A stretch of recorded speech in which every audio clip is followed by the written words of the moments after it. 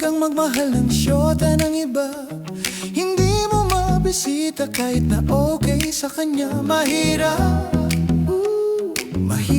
talaga maghanap na lang kaya ng iba.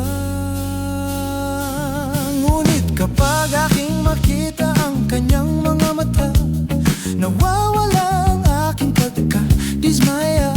Sige lang, sugod lang, oh bahala na kung magkabistuhan pa.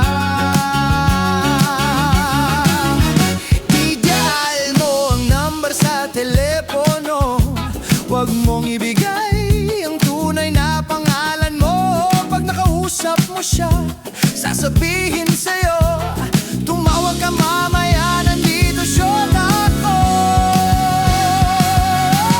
Mahirap talagang magmahal ng iba. Oh, sakit ng ulo, maniwala ka. Ngunit kahit ano pa ang sabihin nila, iwanan siya'y di